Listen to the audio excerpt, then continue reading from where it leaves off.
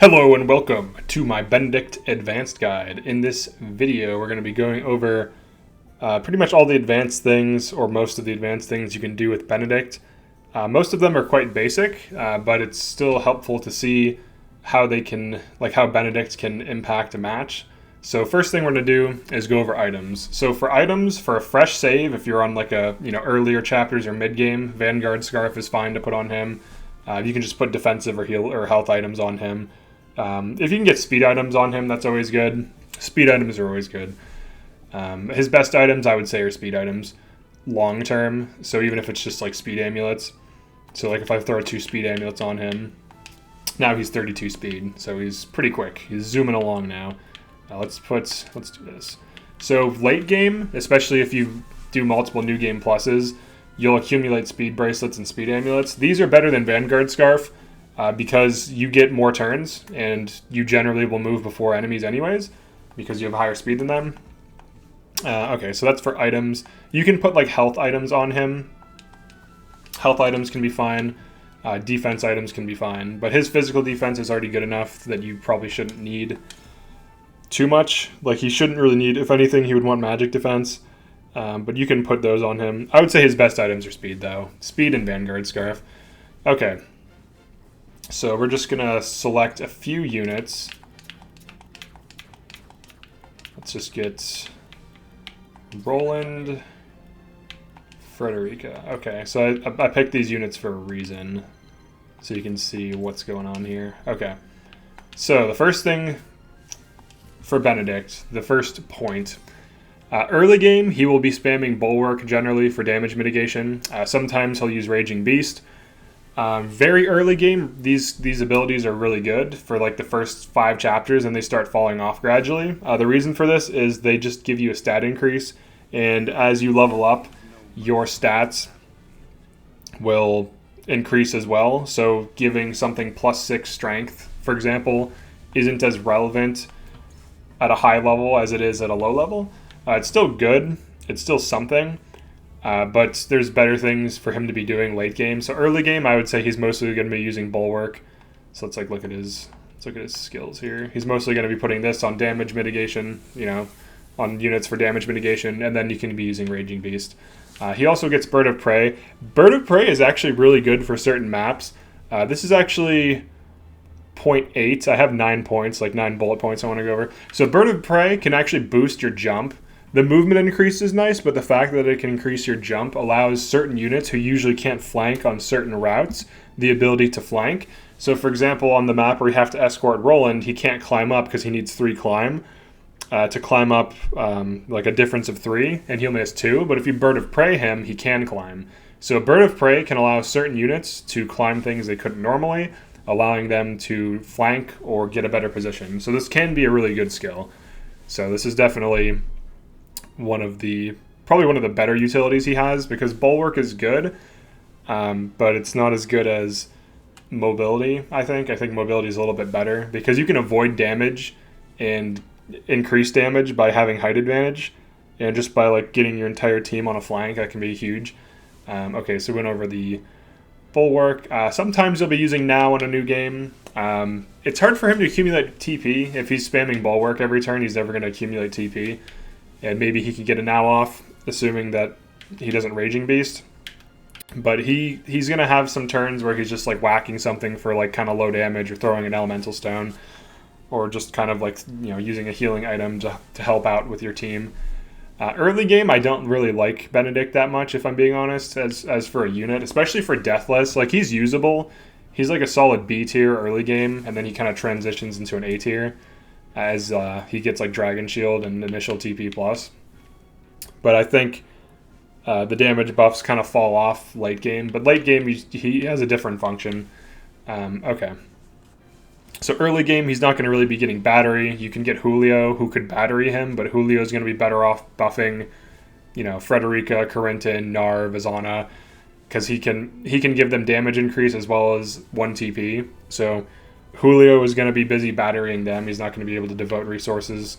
And honestly, now, unless there's a really good reason you're using Now, Like, for example, if you have Eridor, who's at 4 TP, he runs in, he provokes, and then you now him, and then he runs over to another group of enemies and provokes. That's an example of when you'd use now. Generally, I just use, like, when you would need now, you always have in tandem, and if you just need one in tandem to, like, get a specific map in a position where it's solved, then it's not the best thing, but it can be decent, like, circumstantially. And the other thing to consider with now is he's spending his own turn to now something. So you're not getting an extra turn, right? You're just getting compressed turns, or you're, you know, turn accelerating someone. So it is good in some situations. Okay, so one thing, I'm going to do these a little bit out of order, some of these points. All right, whose turn is it? All right, it's Benedict's turn. Okay, cool. So, Twofold Turn.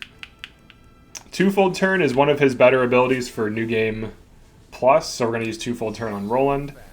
So what he can do, what Twofold Turn allows, is you can do stuff like this. So actually, let me Battle Cry first. Should give him some TP. So Twofold Turn is actually pretty good, because it allows you to be aggressive and also be safe. So now I can rush again, and then I can get out of there. So this is the perfect example of why Twofold Turn is good. It allows a unit to be extremely aggressive, to get into a dangerous position, to attack a bunch of targets.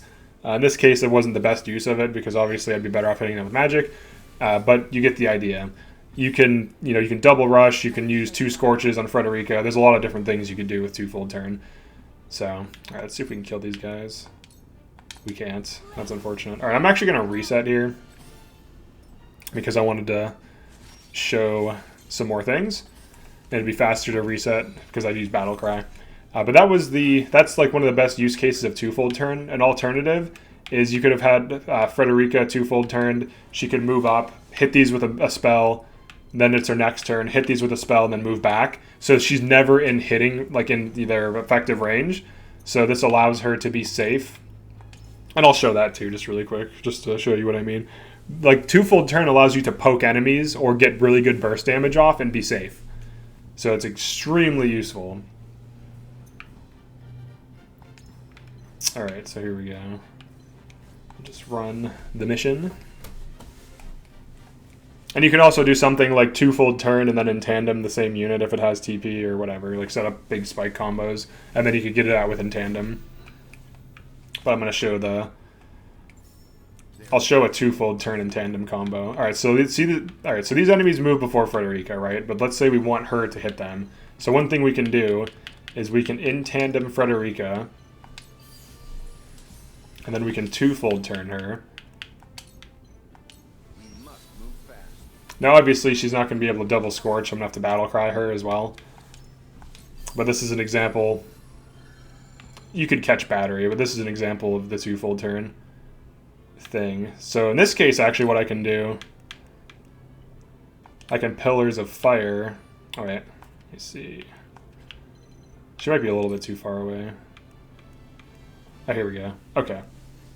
Alright, we can Scorch. So you Scorch once. Then you Scorch a second time. And then you just retreat her. So Twofold Turn allowed her to move in, cast a spell, move out. And then if Roland wants, he can just kind of roll up. And then, I think, kill these. Nice. So there you go. So that's a pretty basic use of Twofold Turn. I think Roland probably has Res Earring on him anyways, so that's what I usually do to allow me to be a little bit reckless with him. But you can play like pretty positionally with Roland, and he's pretty safe. Alright, so that's using Twofold Turn. Went over now. Okay, one thing you want to do with Benedict... Now, I can't really show this right now, but when you have him use buffs, you want him to be positioned next to enemies so that he can just trigger follow-up attacks. He's pretty durable as a unit, so he generally wants to just sit next to enemies to get follow-up attacks off.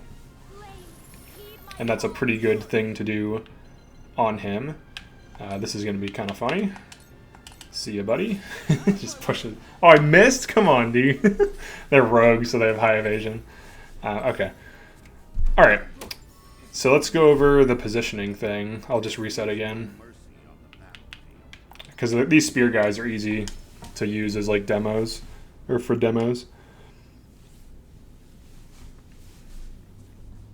I can talk about Dragon Shield while I'm setting this up. So Dragon Shield is generally like an end game, new game plus thing.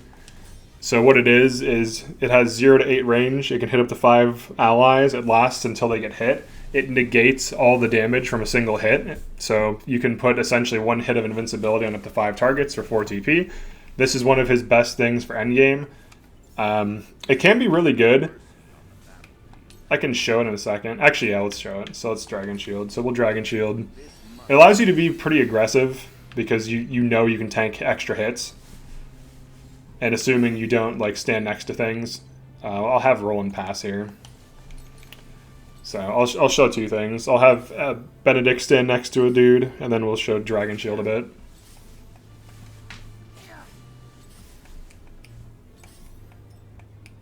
Okay. I fight for peace. Alright, we can just scorch this dude for fun. Frederica probably wants to chill out here. So let's say you have like a dead turn with Benedict. This is a common thing with him where he just has like turns where he can't do too much. In this case, he can bulwark himself. He can throw an item. He can whack this guy. So let's see how much damage. All right, so he goes to 240 health, and then we can check throwing a stone. This is a very common situation, so that's a little bit more damage. Throwing a stone will almost always be more damage, and if you have the economy for it, if you want to deal big single target, large thunderstones actually deal quite high damage. So we can throw a large thunderstone at this dude, and then we can position Benedict here.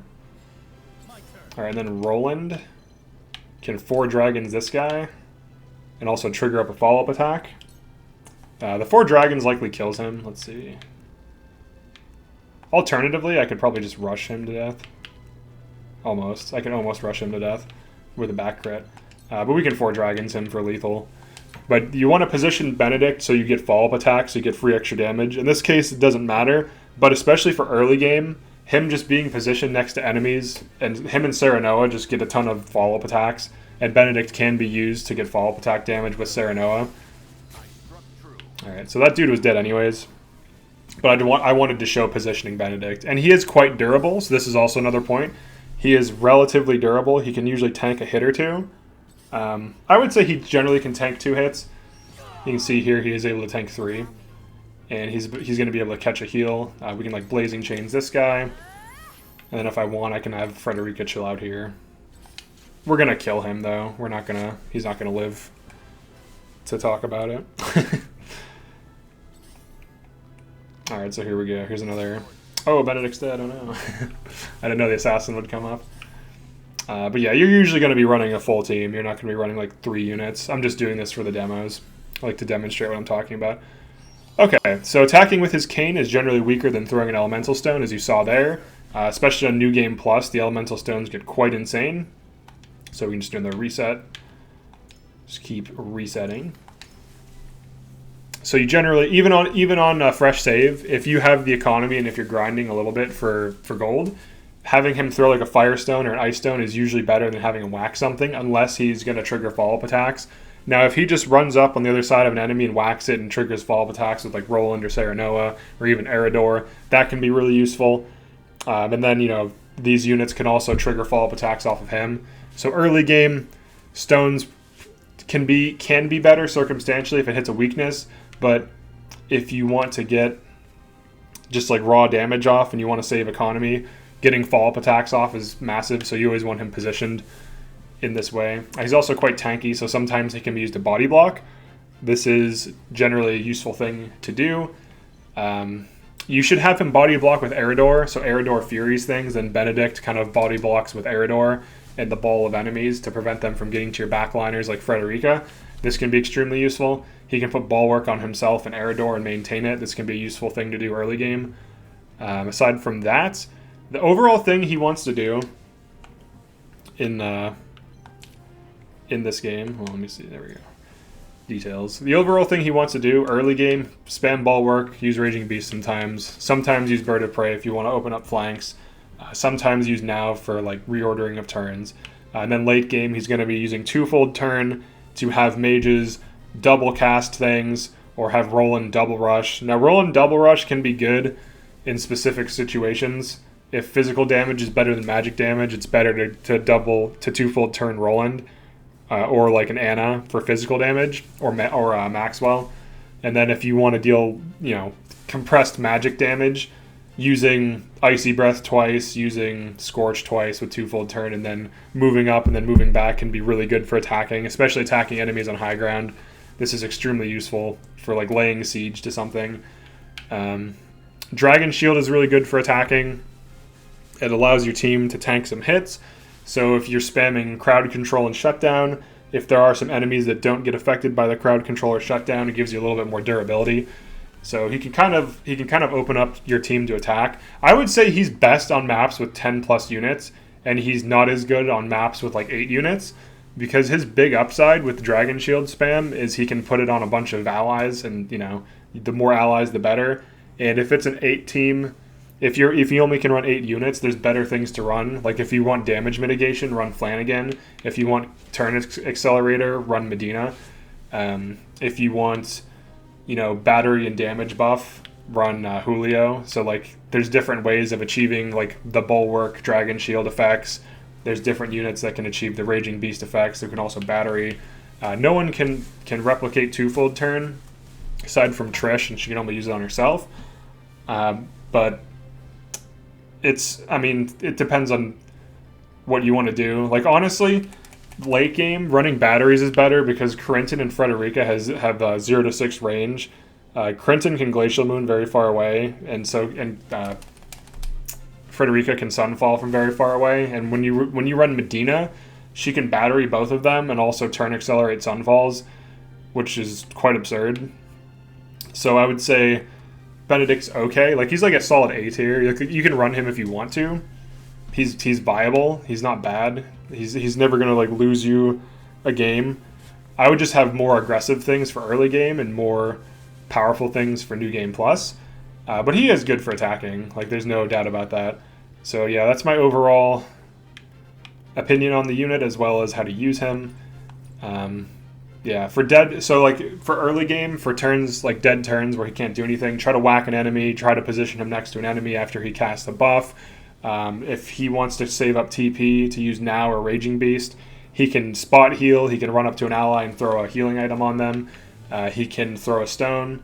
So when he doesn't have something to do, he can heal, he can remove conditions with items, of course. He can throw a stone, he can whack an enemy, he can position himself near an enemy. These are the 5 things that you want to be aware of that he can do, because him throwing a stone, like you can throw it over allies, can be the difference between a dead enemy or not, or the difference between a fire trap going off or not. He can throw an oil jug, and then Frederica can set it on fire. So like he can be used more, like there's more to every unit than just like their kit, right? Like there's always items. Every character can always use items, and items are very powerful. So overall, I'd say he's a good unit. He's like an A tier. Run him if you want to. He's like Roland. I would say Frederica's a little bit better than Roland for damage. He's probably like almost S tier, definitely A+. And Roland is like a solid A. And same thing with Benedict. So these are the A tier boys. But yeah, that's pretty much it for this one. If you enjoyed this, definitely like and subscribe. Also, drop a comment. Let me know what you think. Or if you have any other cool strategies with Benedict, definitely let me know, because there's probably some cool thing I'm not aware of, because this game has a lot of, different tactics that are viable, as well as specific interactions. So you can't know, no one can know everything, but yeah. So yeah, thanks for checking this out, and I'll see you in the next video.